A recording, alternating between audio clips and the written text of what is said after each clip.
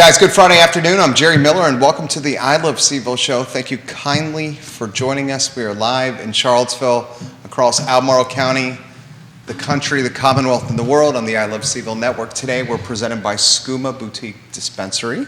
The best dispensary in Charlottesville is Skooma Boutique Dispensary with a location on the downtown mall and a second location newly opened on 420 on Alleywood Avenue. More locations to come for our favorite dispensary, Skooma Boutique Dispensary.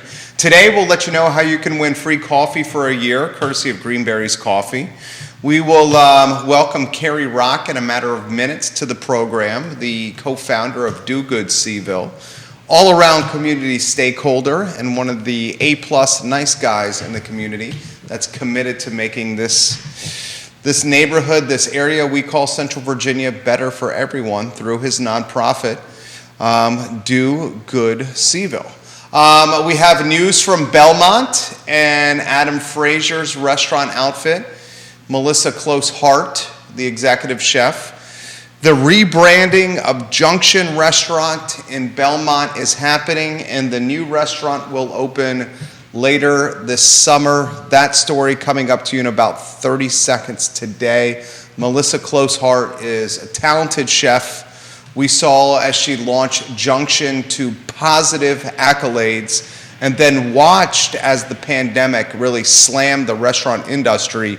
Immediately as a response to COVID and the pandemic, Adam Frazier, who's the owner of the restaurant group that includes the local and Junction, they made a calculated and strategic decision of shutting down Junction, and it's been closed throughout COVID, and concentrating all the staff's efforts on the local, which is located across the street from Junction in Belmont. The local has thrived, persevered, has grown, and has really had success in to-go and takeout food, while now reopening its dining room. And now Junction Restaurant is going to be a new name. That story in 15 seconds. First, we'll let the viewers and listeners know, Judah, how they can get free coffee for a year through Greenberry's Coffee. Go to the URL, enter.greenberries.com, enter.greenberries.com to win free coffee for a year from the longest running coffee roaster in Central Virginia, that's Greenberry's Coffee. So this is the lead of the show. Mockingbird is going to be the new Junction. And Melissa Close Hart, friend of the program, has said on social media that we are rebranding the Junction space into a plate-driven, seasonally refined Southern restaurant. We've also given it a new look as well on the inside. So that's positive for Belmont and positive for fans of Melissa Close Hart, including yours truly. Adam Frazier owns the actual real estate and the restaurant. When you own the real estate like he does the Junction building and the local building, you can go and close for a couple of years, which he has with Junction, and reinvent a new concept and rebrand, while also doing an all-hands-on-deck approach to the first restaurant in the portfolio, the local.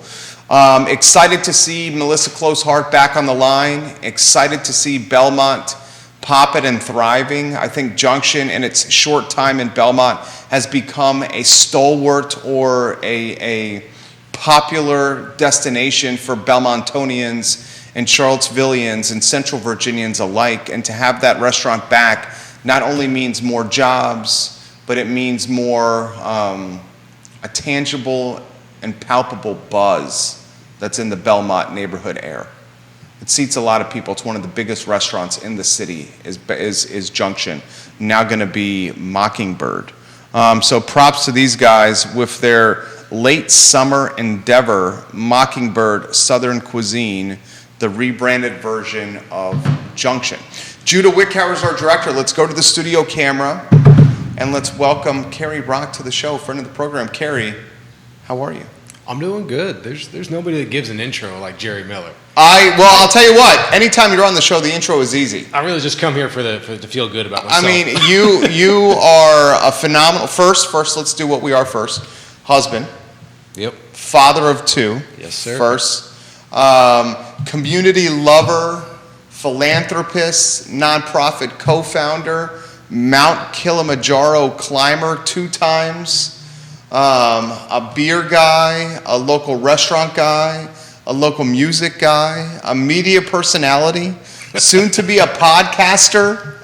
You dropped that one early. Kerry Rock. I mean, dude, you're crushing it right now. Catherine D'Souza is giving you some props. Kelly Arbogast giving you props. An amazing son, Carol Rock, puts on the feed. An amazing son. Carol, your son is amazing. I mean, what do you not do well, Kerry Rock? Golf. He does not golf well. I am a horrible golfer. The only thing in life this man does not do well is golf. To walk in your shoes. How are you, my friend? Doing well. Thanks for having me on the show. For those that don't know, co-founder of Do Good CVille. Been living in Charlottesville for 17 years now. Loving every bit of it now. Kate Canterbury giving you some props. All right, the show's about Do Good CVille. First item of business or news that we should highlight. So big point is a major event we're having next Saturday, May 28th at Oakwood Cemetery here in downtown Charlottesville. This is going to be, I believe, our 6th year where we're getting the community together to wash the headstones of the fallen there. Last year, thanks in part to I Love CVille Show, we had a mass show out of about 80 volunteers that helped us wash all 730 gravestones there in the course of 3 hours. So this year we're going to do it again, get the community together. The Charlottesville Fire Department's backing us again as best they can. We have sponsors this year to lighten the load on the Rock family for buying the materials as well as the flags. But yeah, 9 o'clock Saturday morning, volunteers show up, get ready to get a little dirty. We're going to be scrubbing the gravestones, planting flags, and then afterwards we're all going to meet up at 3 Notch Brewery. That's amazing. Timothy Key giving you props. Caitlin Chiquino, I'm sorry if I'm butchering that surname, Caitlin, giving you props as well. Keith Smith said on the morning show today that he was going to undoubtedly be there. Yep. And helped promote the cleaning on Real Talk this morning. The inspiration behind this event, I mean, this is as pure an event as you're going to find in the community. What was the inspiration behind it? It was 6 years ago. I woke up on Memorial morning and just like I had plans like everybody else did to go to a barbecue, go out have a beer or two. And I felt like I was doing a disservice to the actual memory of the day. So picked up a rucksack, threw my boots on, and told Colleen, I'm like, I have to do something. I'm going to go do just a Memorial March. If nothing else, I can have an hour or two on the road marching in remembrance of my friends. Grabbed the flag off my house and just walked. Ended up, crazy enough, down at Oakwood Cemetery. Didn't even know that place was there. Walked down the main road in the middle and found an old gravestone from World War I. And last name was Shelton. And I had a good friend, John Shelton, so stuck with me. But the grave was completely covered with moss and dirt and everything like that. And all I had was an extra bottle of water and an extra t-shirt. So I started washing it down and wiping it, doing as best I could. And I made a promise to Soldier Shelton that I would be back next year with more supplies. Come back the next year, it's my wife, and Chris Long was the third person. Funniest thing, that dude showed up in an Uber with a 5-gallon jerry can ready to clean. Wow. So we cleaned about 50 gravestones that year. Next year we opened it up, and it's grown ever since. The pandemic, actually, we thought we were going to shut it down because that's when Virginia had the rules against how many people could be in a location. James King from King Family said, forget that, we're veterans, we're going to do it anyway. And he helped spearhead getting the majority of volunteers that year. And ever since then, it's just been like the Do Good events we have, like with Winter Wear Drive. They just run themselves after a while. The community expects them to happen, so we keep them going. And this is one, being a veteran, it's near and dear to my heart to show honor to those that have given everything. Jamie Schwartz is watching. She says, hi, Kerry, you're absolutely amazing, and you're killing it right now. She's giving you some props. Jamie, we love you on the program as well. You're getting love from Lynchburg, Richmond, Short Pump, and McLean right now. So when you see the events grow, like you've seen them grow, and as you've said, almost run themselves, and I know he's being very modest because there's a lot of planning that goes into these events beforehand. So while they are successfully executed, it's because of the Rock family planning, before the events actually transpire. What's it mean to you when you start seeing the community engagement higher and the interest even more excited and people itching to put this on the calendar? Keith's been talking about this event all week long. It's very heartwarming to know that something you put your heart and soul into is loved almost as much as you can love it by people you've never met. There's multiple people that come to the events that I couldn't tell you their name from Adam, but they know what we're doing, they love it. So with that, they can see that their individual participation makes just as much difference as I make. And what we're seeing is like that little rock in the pond. Everybody being those are creating their own ripples and seeing the empowerment it gives the people to see that as an individual, you still have the ability to do something. Maybe you're not going to cure cancer, but you know what? You're going to cure the blues that your neighbor has by shoveling their driveway or just being that one person that somebody needs. And that's the idea of do good. We're not going to save the world, but we can save some individual worlds. I love this guy. I mean, he is so well spoken. Do good in the pandemic. Fortunately, I mean, knock on wood, I know cases are up slightly, but I hope it's behind us. I hope this is endemic. I know we're always going to have waves of COVID wherever we are, but how did you guys manage these unforeseen circumstances we call COVID-19? It actually transformed the events into the better versions of themselves that they are now. Do get evolved with the times. Like we spoke about the graveyard cleanup, how James Kim spearheaded. That was just grizzled veterans doing grizzled veterans things. You know, we're going to throw caution to the wind and do that. But it fully transformed the winter wear drive that we do in November, and that one used to be a single event at a single location, previously Champion and 3-Notch, where we'd have everyone would come on one night and make all the donations. We almost didn't do it in pandemic times because of that. But we had 3 different people show up at my wife's work and my house with donations saying, here's for your coat drive. So we knew the desire to donate was there. We had to figure out how. We saw people were still going out in certain places, so we spread the event out, making the drop locations that we have now. So the first year of pandemic, we ended up having 9 different drop locations around town where we just put the boxes in places that were safe areas to go. Through that, we extended it to a 2-week event, which now is the standard model for it. Takes the load off of us from having to do one huge pull on one night, and it eases the load to where the restaurants and bars and other locations can collect for us, and we can do like every few days we'll pick up. Then the distribution part is everything's still collected in our basement, and luckily we got rid of everything this year. It's fantastic. I mean, do good CVille, guys, big time things. He's climbed Mount Kilimanjaro twice. I mean, twice, dude, you're crushing it. How did number 2 compare to number 1? So to climb, it takes us 5 days to get to the summit, and 1 extra day on the back end to get back down.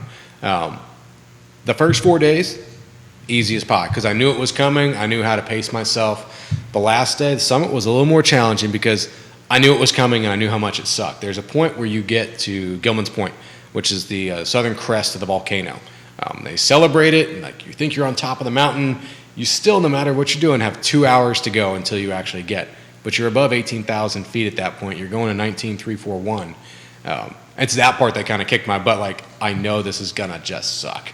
But we did it, and it was a struggle. I will say, like, the whole thing as a whole was easier the first time. Just going at it like, all right, whatever's in front of me, I'm going to tackle it. My wife and daughter were the ones that got me through it this time, though. How so? You know how it is when your kids cheer you on. You always keep that little loop in your head. My wife had made some more pump-up videos with Amelia and her saying, go, Daddy, go. And then I was hitting 16.5, 17,000 feet and struggling. Like, I just played those sound clips on a loop, hearing my wife telling me, you've got this, you can do this. And then hearing my daughter, in the video that she sent, Colleen tells her to say, go, Daddy, go. And she's like, go, my daddy, go. Oh. So I just have like the sweetest little girl's voice in my head yelling, go, my daddy, go. You can do it. Like, there's nothing you can't do as a father when your kids are cheering you on like that. That's amazing. Took a little extra time getting up to the top, but we made it to the top.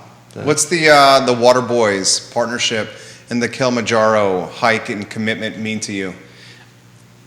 It's great to be a part of something that big, that has a worldwide footprint. Really? So then I can put my name on clean water's been provided to 500,000 people. Now that's Chris. Yeah. Chris and his organization made that happen. But I get to have a little chunk of that to say the $30,000 that we end up raising over 2 years, getting people involved and going there and doing the work and being a part of that. I get to have a little pride to know that I was a part of that. And it's cool, like reiterating that point, like they have helped 500,000 people get clean water in these areas. And some, like, yes, you're out in the rural areas 3 hours away from main town, but some of these places that we went and helped are schools that are 5 minutes away from the 4-star hotel that we're staying at. And the only reason they have healthy kids and clean water is because a football player in the United States decided, I'm going to do this. So it's kind of crazy, but it's kind of great to know that you can be a part of something that makes such a lasting impact. There's other things you can do. You can get financial security, job security, all those fun things. But if you can give somebody the gift of water, that is the gateway to all those other things in life. If you have your health, you can do that. You have clean water. You have a little more economic safety with your local area. Women have more empowerment over in the African continent when there's clean water provided in a safe location. It just goes so far, being able to provide clean water to people. Ake Lindstrom, giving you some props right now. Aki. So that's Orca. He is actually who led us up the mountain. Oh, wow. Yeah. So he's either over in Kenya or Tanzania right now. Fantastic. Worldwide, Kerry Rock. Dude, aren't you so impressed? I'm so impressed with what you've done with Do Good CVille.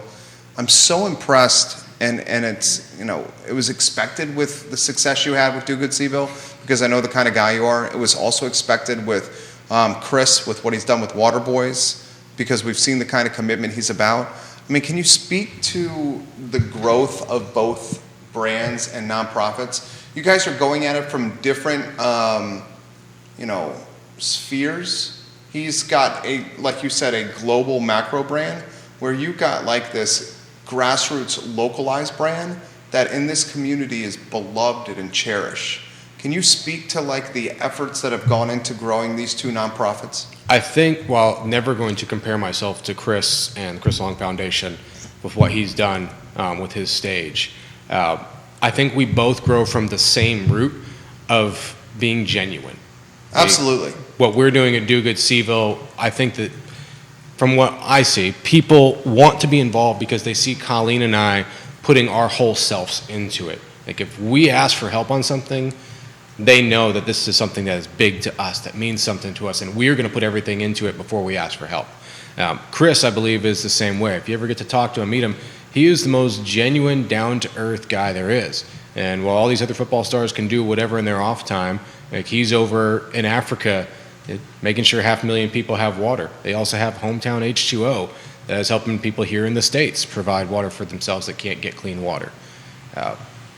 The growth, though, it really comes back to being genuine in this world of mass market and cookie cutter things. When you find somebody that is doing something from their heart, that's a selling point in itself, when the person's doing it isn't even trying to sell it. My way of leading Do Good is, I'm going to go do this. Yeah, it's example. Yeah, it's just going to go do it. I'm not asking the city council or for anything. Like, fun fact, no one from the city council has ever shown up at any of our events. Like, it's not hard to see what we do, but nobody's gotten dirty in the No elected official?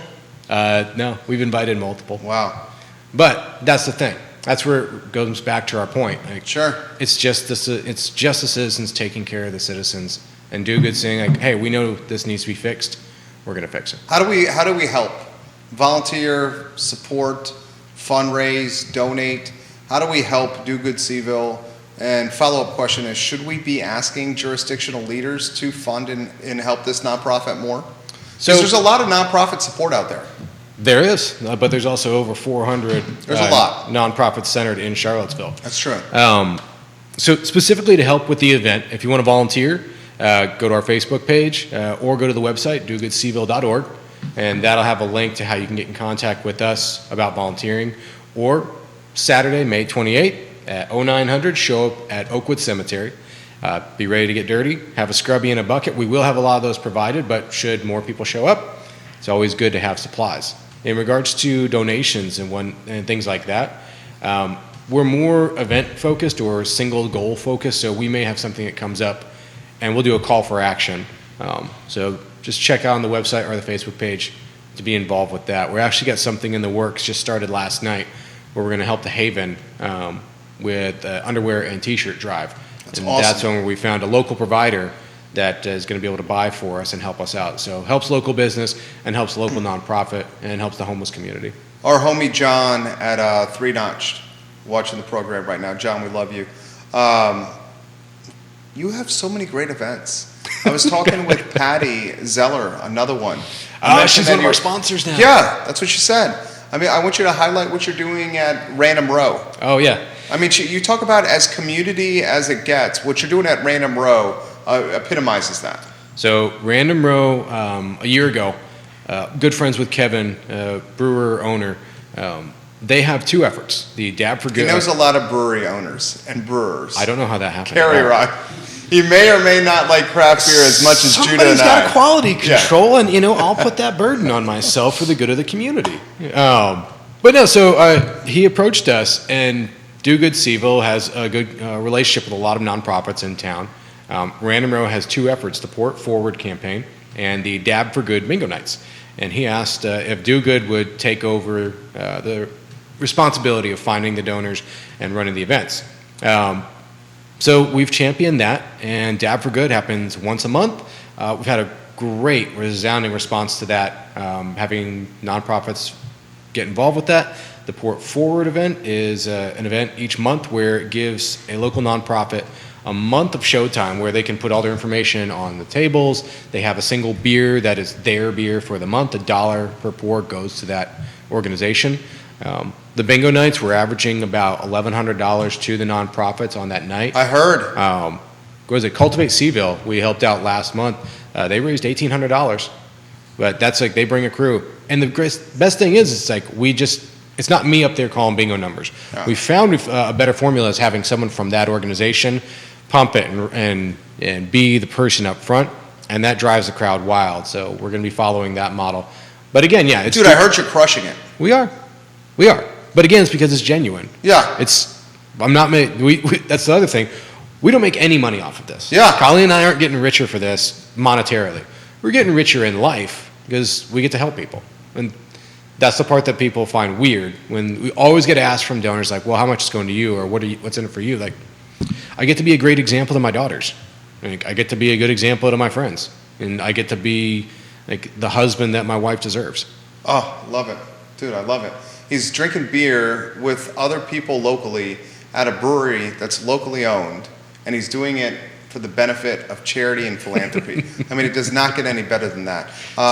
Tom Lund, Belinda Curtis, giving you props. If you want to give some props to Kerry, put it in the comment section, and I'll relay your perspective live on air. Andre Xavier of Patch and CVille Hop on Tour says hello. God. This would be a perfect event at Patch. Andre Xavier, not that I'm, trying to solicit here. It would be a perfect event. Patch has now got its indoor beer hall opened in Gordonsville.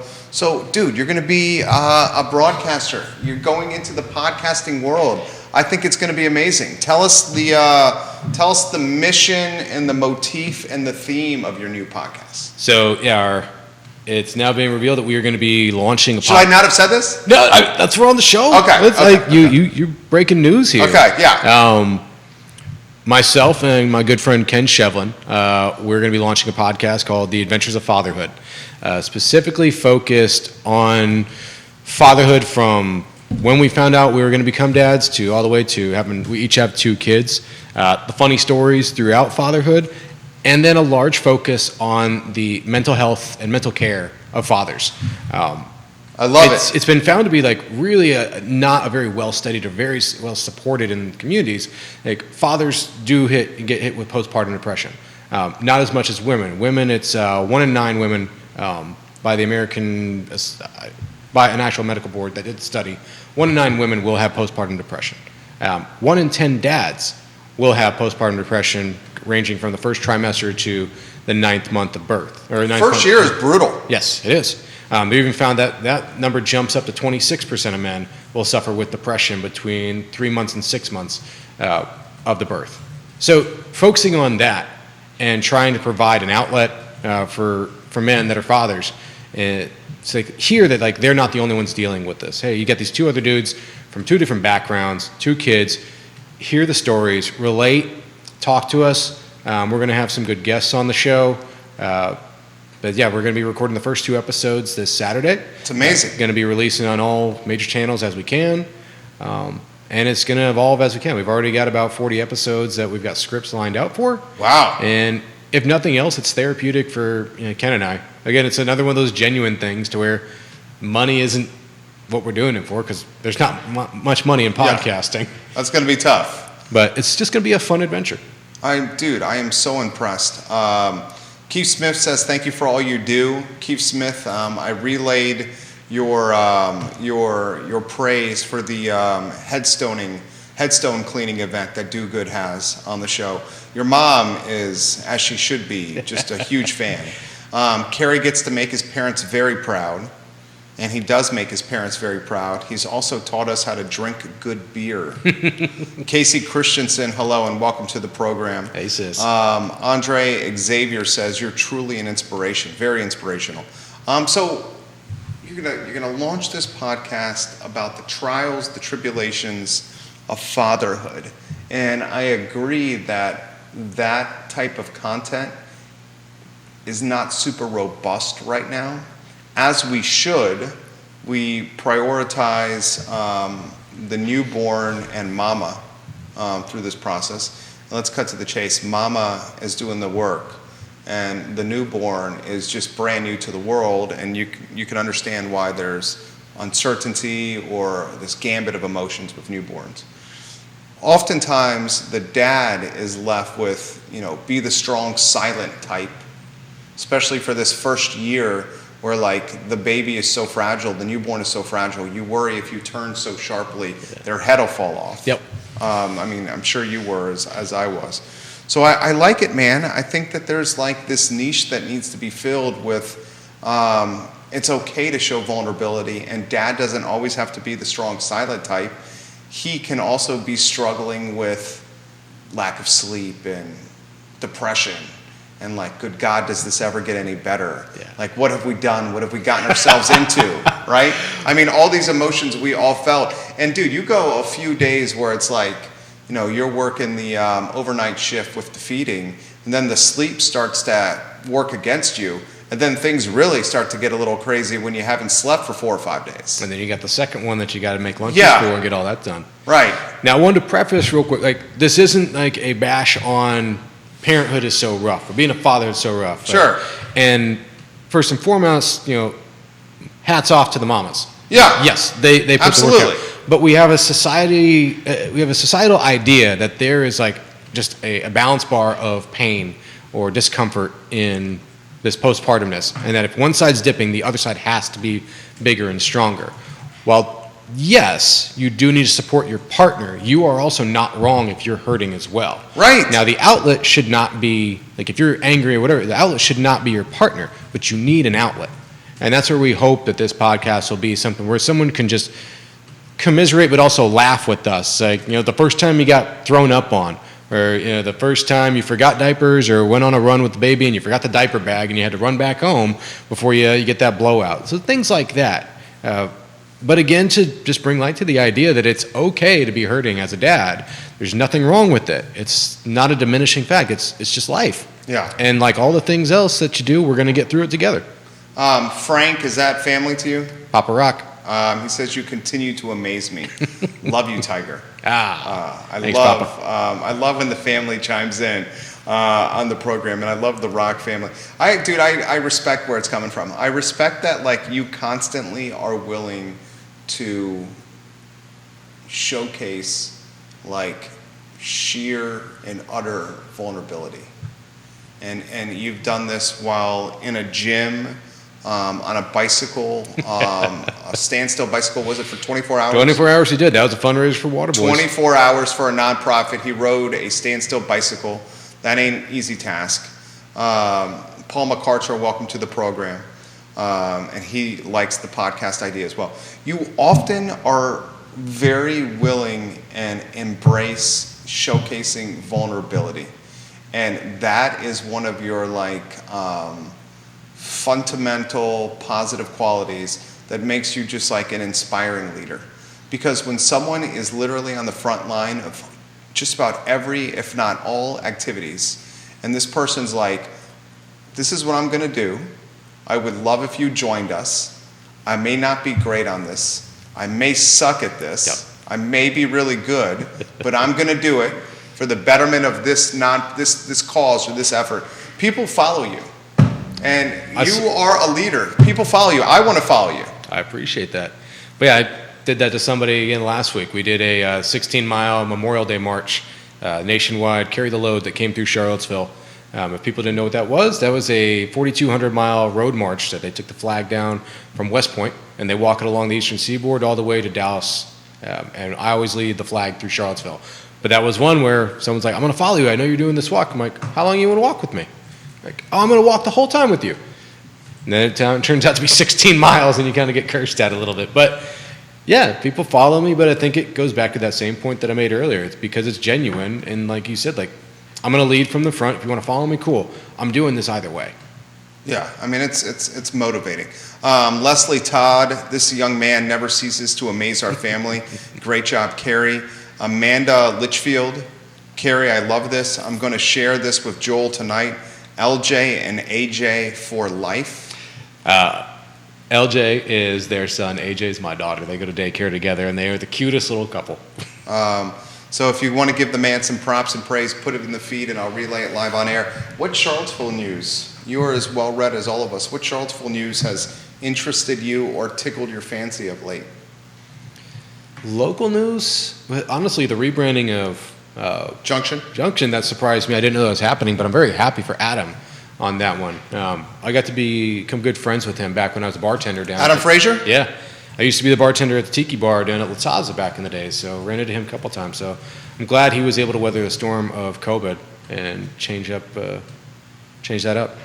Other than local news, I got nothing right now. Being a dad takes everything. You want to talk Russia? You want to talk other things like that? I'm well read on that. Local news beer news? What do you make of the Bodos union? Did you follow that at all? I haven't read it. Bodos Corner trying to unionize. That's something that's intrigued quite a few folks. They've got good benefits and good pay. That's the struggle. The average Bodos employee on the UVA corner makes $17 an hour, and they're now unionizing collective bargaining to try to get more. And the owners are like, it's a bagel shop. We sell bagel sandwiches for a living.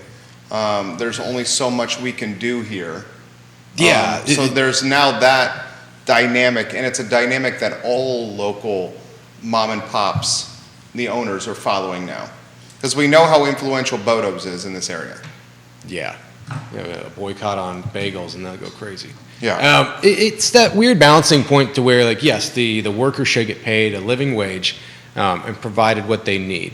But at the same time, they have to understand the limits of the business that they're working for. I'm not going to walk into Bodos and be like, you're going to pay me $50,000 a year so I can make bagels. It's just some workers not understanding what they work for. I'm not saying that we can do without food service, which the pandemic definitely proved we cannot, and that is an essential workforce item. But it's not that they aren't paid enough; it's that the business you're working for isn't making $50 million. They're going to cover maybe $200,000, $300,000 in profit in a year, and factoring in the payroll into that has to come into effect. At a certain point, if you get everything you ask for, sure, you'll have a job for 6 months, and that business is going to be out of business. Right. Right. I'd have to read more about the unionization, but that's how I see it. What you just said, it beautifully. The last thing I would want would be for the jobs to go away, or the jobs to head the way of automation, like screens and kiosks, like we see at some fast food restaurants, because those are replacing staff. I mean, we talked about this yesterday. 3-Notched Craft Kitchen. We both love 3-Notch. They got a robot delivering food to tables now. Did you see that? I've seen Wally, and I've talked to them about it. Now, yeah. That one is to calm that one down. That is not meant to replace anybody. It was a test. It's in a test phase. Yeah. And they found that it's not going to replace anybody. It's going to assist the current workers. That's not going to take any jobs or anything like that. Right. And you're right. Casey, is Casey your sister? Christensen? Yeah. Yes. She says rock for mayor. You would make a great elected official. Would you ever do that? Yeah. Yeah? I know I've always told you no, but you would crush it on that. Are you in the county or the city? City. Okay, you really would crush. 3 seats up for grabs in 2023. Maybe 2025. Let me get the fatherhood thing Yeah. knocked out. Build a little more goodwill in town. I don't know. You got a lot of goodwill. Authentic, humble, and kind. Great guest from Neil Williamson, the president of the Free Enterprise Forum. All right, well, I want to, Keith wants to invite you back for a Father's Day special on Real Talk. Love to do that. He just put that in the feed. How about some closing thoughts for for your fans, for the viewers and listeners? Just a couple points. Like, we'd love to see you out May 28th, Oakwood Cemetery, downtown Charlottesville. Come and help us out. Scrub up. You don't have to stay the whole time. It's a great way to start your Memorial Day weekend. Also, for any of those that want to get involved with the Waterboys organization, like I have, their Conquering Keeley applications go live next Friday. So check out chrislongfoundation.org or waterboys.org, and the applications will be live there. Again, just a thank you to you and Judah for giving me a voice today. Always, Kerry, always. And the podcast released? Our hope is to release in the next 2 weeks. Next 2 weeks. Fantastic. I will shoot you a message when it happens. Please do. And it sounds like he's coming on Real Talk June 17th for a Father's Day celebration on Real Talk with Keith Smith. My friend, thank you. Thank you so much for joining us. Charlottesville, have a wonderful day. Yeah, you too, Kerry. Kerry Rock, A+ people, do good CVille. Follow them on Facebook, please, and get engaged. Alicia Brer, we love you, Uncle Kerry. David, Alicia, and Elliot, giving you some props. 5 states and 3 countries watching Kerry Rock today on the program. Love that guy. You have a good one. Thank you, Kerry Rock. We appreciate you. For those that are just tuning in, this is the news we led with on today's talk show. Junction restaurant in downtown Belmont is rebranding, and it's going to become Mockingbird Restaurant. Melissa Close Hart, the executive chef and the founding executive chef of Junction, will stay on as the executive chef of Mockingbird. She put on social media, Melissa Close Hart did. Melissa Close Hart said, "We've rebranded Junction into a plate-driven, seasonally refined Southern restaurant. We've given it a new look as well." So that right there is some news for you. One of the largest restaurants in the city of Charlottesville, Junction, is now Mockingbird. Adam Frazier owns the real estate and the business that is Junction, soon to be Mockingbird. He also owns the restaurant across the street, the local, and the real estate the local is in. 2 of the largest restaurants in the city of Charlottesville are the local and Mockingbird, from a seating capacity standpoint. Kerry Rock was amazing. The show is archived on ilovecville.com. The show is called the I Love CVille Show, and our entire mission is to showcase the best of the Charlottesville, Virginia area. And I think Do Good CVille and Kerry Rock embody those qualities undoubtedly. I'm grateful for you guys joining us. We are back on Monday at 12:30 for the I Love CVille Show and for Real Talk at 10:15 a.m. You guys have a good afternoon. Take care.